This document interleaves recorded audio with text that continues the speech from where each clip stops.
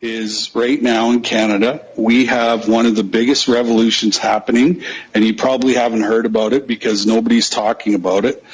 But right now there's 50,000 truckers and about 1.4 million people headed to the Parliament in Ottawa, and they're going to stay there until Trudeau resigns or they give us back all of our freedoms and rights. You know, when you separate people, it's easy to, create power through separation. But like I said, what we're seeing in the country right now with these truckers, and it honestly, it has ignited the whole entire country of Canada.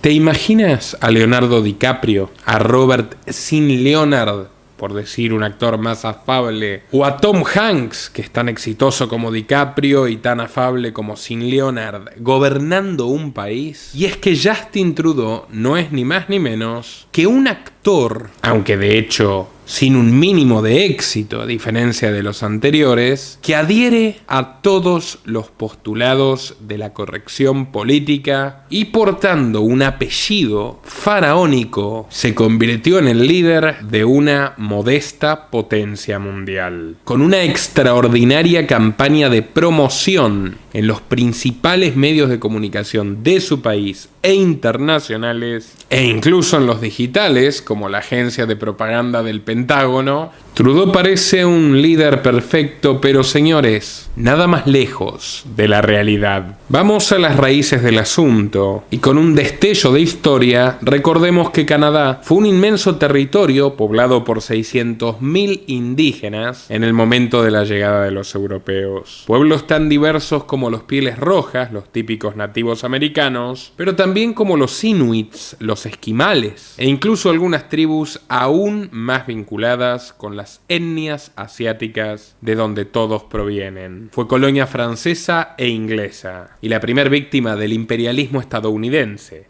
En 1775, sin siquiera haber concretado la independencia, el ejército de Washington intentó anexionarse un trozo de Canadá. Y en 1812, la joven república, en este caso bajo el mando de James Madison, otro founding father, se aprovechó de que Inglaterra estaba distraída en las guerras napoleónicas para atacar nuevamente a su vecino e intentar anexionárselo. Estuvieron a punto de lograrlo, pero una flota residual de la Marina Británica puso a raya a la Casa Blanca y negociaron el pacto llamado Doctrina Monroe, que Estados Unidos deje de molestar a las colonias británicas a cambio de establecer su propio padrinazgo geopolítico sobre otros países en el resto de América. Dicho esto, Canadá continuó sin penas ni gloria, como un territorio de la corona. Su constitución de 1867 no trajo grandes novedades, y no fue hasta 1982, ni más ni menos, que la reina dejó de tener la última palabra en los asuntos de gobierno. Podríamos decir, una colonia sumisa.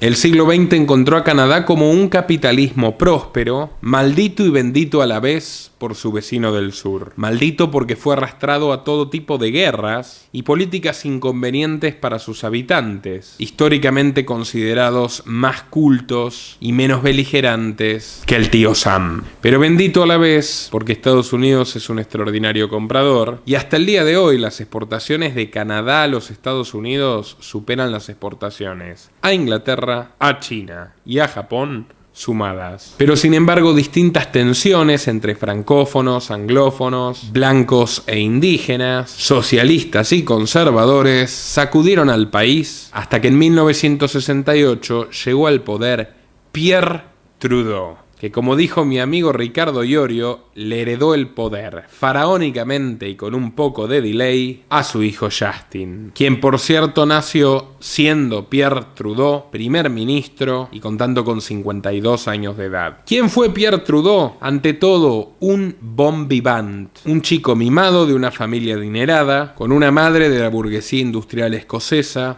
y un padre francés. Ambos lo mandaron a Harvard. Estamos hablando de Pierre, el papá de Justin. Y en sus propias palabras, su gran ídolo político. Pierre Trudeau llegó para quedarse, hizo todo lo posible para retener el poder y lo logró. Gobernó 16 años hasta 1984 y luego continuó como jefe de la oposición un tiempo más. Pero el punto es que este peculiar abogado, que dedicó una década de su vida a viajar por Europa e instruirse en políticas contrarias a su partido, supuestamente el Partido Liberal, terminaría admitiendo que admiraba a Franklin Delano Roosevelt y, al igual que él, imitó todo tipo de argucias y prácticas ilegítimas para aumentar su poder. Casi nadie lo sabe, pero el padre de Justin Trudeau, del multicultural Justin Trudeau, Pierre, continuó con las escuelas internado para indígenas, una operativa nefasta donde el gobierno de Canadá le arrebataba a pobladores pacíficos sus hijos, a los que prohibía volver a ver, y adoctrinaba como ciudadanos obedientes que luego trabajaban en los eslabones más bajos de la administración pública. Una forma de esclavitud con la que Trudeau tuvo la oportunidad de terminar desde el primer día, pero se tomó unos cuantos años y negociaciones políticas para abolir. Al mismo tiempo que tomó la buena decisión de descriminalizar la homosexualidad, abrió la puerta al aborto y, según las malas lenguas, a pedido de su amigo, el senador estadounidense Alan Cranston, presidente de la Federación del Gobierno Mundial, quien iniciaría en la política a Kamala Harris años más tarde. Ese pedido vino acompañado de financiamiento,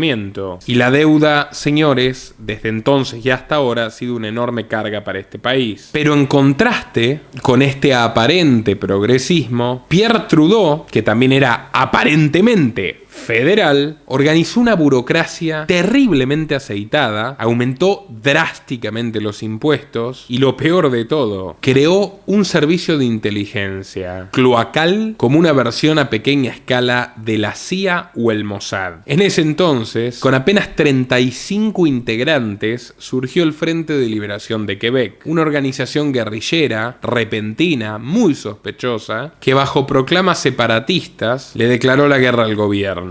Convenientemente, matando a sus enemigos, no a sus miembros. ¡Qué casualidad! Y todo esto ocurrió, para mayor coincidencia, en los momentos más críticos de su gobierno, que había llenado de expectativas a los canadienses para luego defraudarlos. El Frente de Liberación de Quebec, que ciertamente venía de antes, pero no tuvo una entidad relevante hasta su gobierno, comenzó a plantar bombas, y la respuesta del gobierno fue ni más ni menos que declarar la ley marcial, el acta de medidas de guerra, que lo llevó a detener ni más ni menos que a 500 personas, de las cuales solamente 4 tenían algún tipo de vínculo con la guerrilla. El resto eran opositores del gobierno de Pierre Trudeau, que acababa de consolidarse como un auténtico dictador. Torturas, cierres de diarios, amenazas y extorsiones a periodistas e incluso desapariciones y asesinatos fueron ejecutados por el gobierno federal canadiense durante varios días, mientras se montaba una aceitada operación en las escasas cadenas televisivas,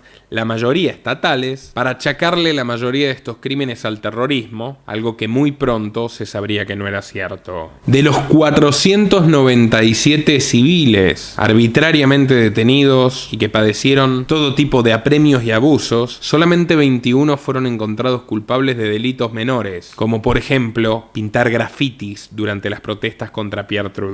Fíjense cómo la historia se repite. Y algunos de ellos, los más humildes, admitieron haber sido extorsionados por la policía, que amenazó con asesinar a sus familias a cambio de mantener silencio a los medios y no perjudicar al gobierno. Irónicamente, muchos de estos terroristas del Frente de Liberación de Quebec lograron asilarse en Cuba. Y Cuba, la Cuba de Fidel Castro, la Cuba de la dictadura comunista, lejos estaba de llevarse mal con el Partido Liberal de Pierre Trudeau. Al contrario, eran amigos íntimos. Tan íntimos que no solo que Trudeau fue el primer premier canadiense en visitar la isla, sino que Fidel tuvo en brazos a su hijo durante varios cumpleaños. El joven Justin Trudeau pasó más tiempo en brazos de Fidel Castro que de su propia madre, tal como lo oyen. Porque su padre, el bon vivant, el Playboy, recordado por el guitarrista de los Rolling Stones, Ron Wood, como un playboy millonario que salía con modelos en plural varias al mismo tiempo, se cansó rápidamente de su esposa 30 años menor, la madre de Justin. Con un psiquiatra afiliado al gobierno, la declaró bipolar y le quitó la custodia de sus hijos, que no volverían a verla hasta finales de la década del 80. Pero bueno, seguro que tenían una gran influencia en el tirano de barba larga que les cantaba las rumbas republicanas de la Guerra Civil Española. Y es que Pierre Trudeau entendió muy claramente que la cobertura ideal para una política de ultraderecha es un discurso buenista que le agrade a todo el mundo, empezando por las celebridades. No solo fue amigo de los Rolling Stones,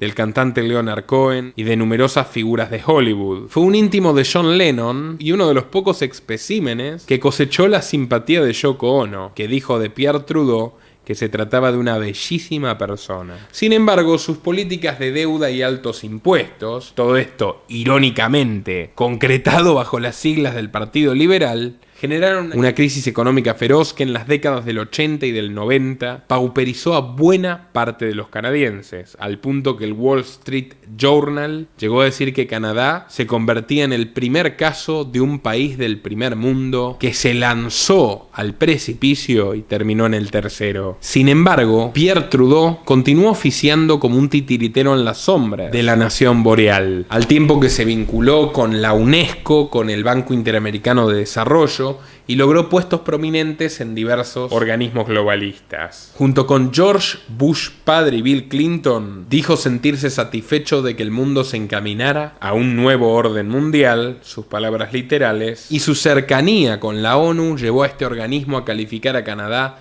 como el mejor país del mundo para vivir durante varios años, pese a la altísima inflación, el desabastecimiento, el desempleo, la crisis de deuda, etcétera, etcétera, etcétera. La suerte del país comenzó a revertirse con el tiempo y algunas reformas descentralizadoras que incentivaron la competencia territorial y empresarial. Pero señores, créanme que comenzaba a gestarse una nueva amenaza. Trudeau, la secuela. Justin. Aprovecho para recomendarte esta extraordinaria revelación sobre la sopa china y lo que estamos sufriendo en estos últimos 2 años.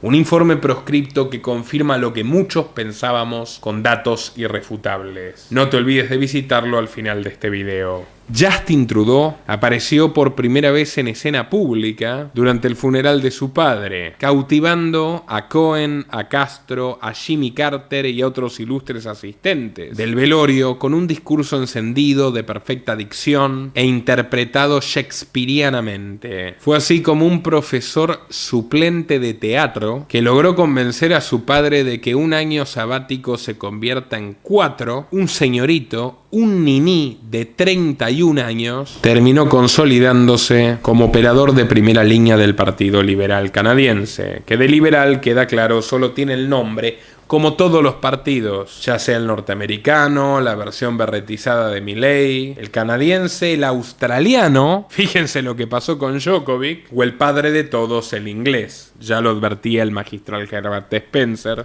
Y si quieres saber lo que realmente es el liberalismo y el inmenso daño a la humanidad que han hecho sus profanadores, te recomiendo muy enfáticamente esta conferencia animada, entretenida, que considero uno de los mejores trabajos que he hecho en mi vida. Continúo. Pese a no contar con otra cosa que un aspecto privilegiado, con varios videos de striptease que sus opositores ridiculizaban, y una escasa formación educativa para comprender medidas políticas básicas en áreas tan diversas como las finanzas o la defensa, Trudeau Jr. Justin escaló posiciones de la mano de su carisma y de un padrino al que ha agradecido públicamente en más de una ocasión, George Soros, con quien entabló relación de manera directa desde el día 1 de su carrera y, a diferencia de otros, nunca se ha molestado en disimularlo de ninguna manera. Con modalidad de influencer y manejo perfecto de las redes sociales, copiando el modelo de marketing de Barack Obama e inspirado por su propio padre, Justin llegó a la presidencia en 2015 con una mayoría parlamentaria absoluta, habiendo resignado en el camino, por supuesto, las escasas promesas de control del gasto y defensa de las libertades individuales que formaban parte de su programa electoral en el principio, y las reemplazó por el pack perfecto de políticas progres de corte socialista que convirtieron a Canadá en un enorme laboratorio de pruebas del globalismo y del gran reinicio.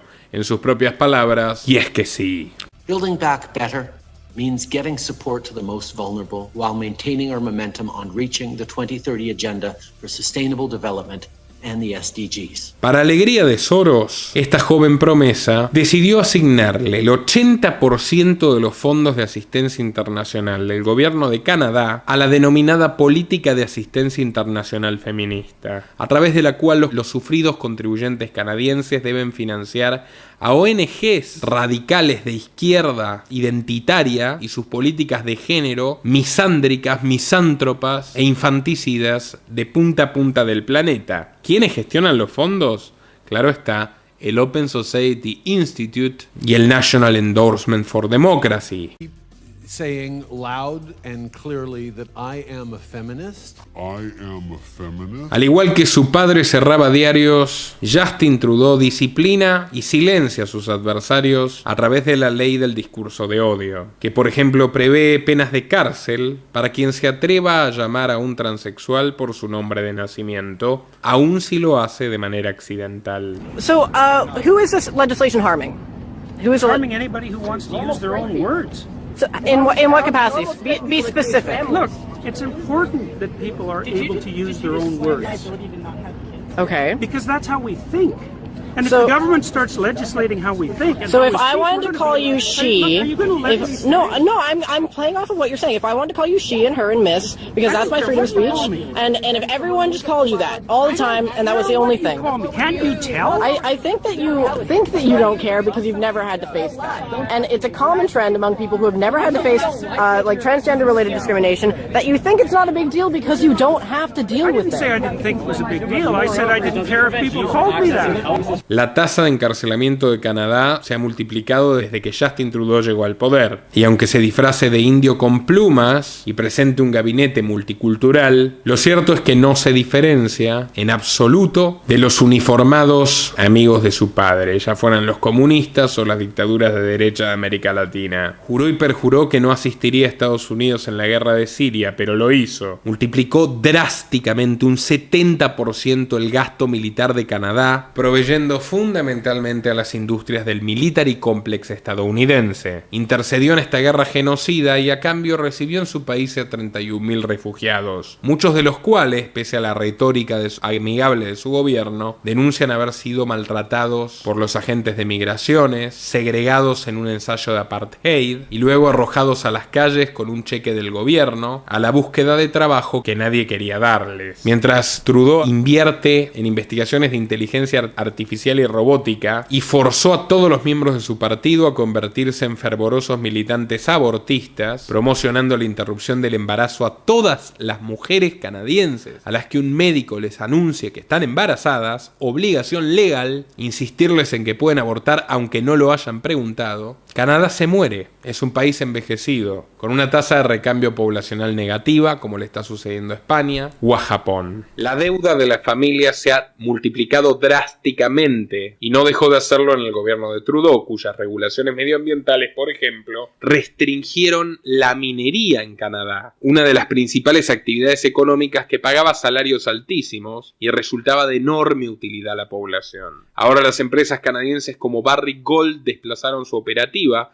a países del tercer mundo, donde llevan adelante sus prácticas totalmente necesarias de la manera menos responsable posible. Exteriorizando el daño, pagan el costo los canadienses. Como si faltara algo, desandó varias reformas federales y no se perdió la oportunidad de declararse abiertamente globalista. Sumiso con Obama y luego intentó serlo con Trump, al que no logró convencer de su perorata falsa a favor del libre comercio, cuando en Canadá, por ejemplo, la producción de leche es regulada por el gobierno federal provincial y municipal. El gobierno decide, como en la Unión Soviética, cuántos millones de litros deben producirse. Cada agricultor tiene una cuota asignada por los burócratas. A su vez, la industria, que por supuesto no es rentable, recibe fuertes subsidios y se le impide a nuevos actores entrar en el negocio. Es decir, Canadá tiene políticas selectivas de corte soviético, comunista, estalinista, y al mismo tiempo promete ser un país defensor del libre cambio. Ja, ja, ja. El sistema sanitario, cada vez más intervenido, ha generado filas de espera que no existen ni en África. Un turno con un especialista médico demoraba más de 5 meses en promedio antes de la sopa china, y como si fuera poco, Xi Jinping y el Estado chino literalmente comenzaron a adquirir grandes cantidades de tierra y edificios emblemáticos en Vancouver, Montreal y otras ciudades canadienses, mientras los campos de sus agricultores competentes se incendiaban de manera misteriosa, en tanto que su presidente se propuso participar de todas las marchas LGBT del país en el Día del Orgullo Gay.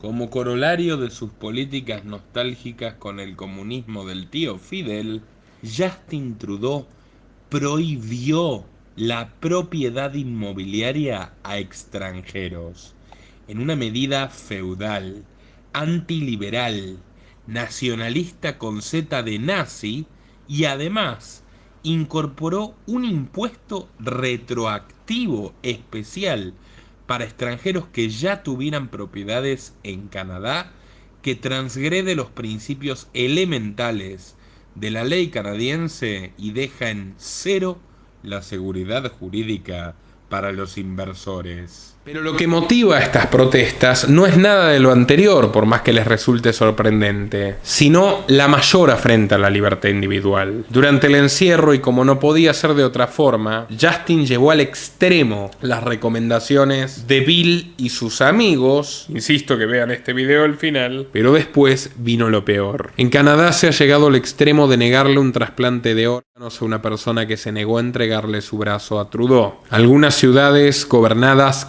qué ironía, qué burda ironía, qué grotesca ironía, por el Partido Liberal de Trudeau, han clausurado definitivamente restaurantes y bares que no le hacían caso en sus políticas de segregación nazi a la clientela, y de todas las provocaciones la más reciente, imitando los Estados Unidos de Biden, por pedido de Biden, pero con absoluta anuencia y felicidad del payaso gobernante, instauraron el requisito de obligar a entregar el brazo, a lo que no quieren, a los camioneros canadienses, que representan más del 1% de la población total. Es el país con más camioneros del mundo entero. Ante lo cual no solo se rebelaron 50.000 choferes que llevaron sus grandes vehículos a Ottawa y provocaron el pánico de Justin, que nunca había visto desafiado su poder de esta forma, sino que la mayor parte de la población, aún los que entregaron el brazo, se cansaron de este autoritarismo tiránico y salieron a las calles protestando contra el gobierno. Y para variar, los liberales anarquistas tenemos razón, y la realidad lo demuestra una vez más.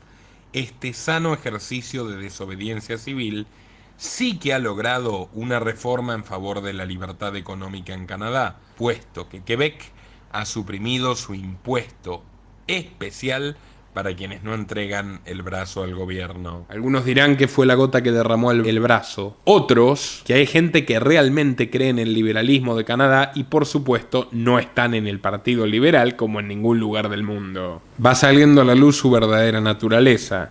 Se viralizan sus clips burlándose de los negros en el pasado, sus casos de corrupción y de favoritismo y de haber enriquecido a su familia a través del tráfico de influencias, y el sueño de Canadá como paraíso globalista se va disolviendo al ritmo que sus ciudadanos claman con esperanza por recuperar su libertad. ¿Qué opinan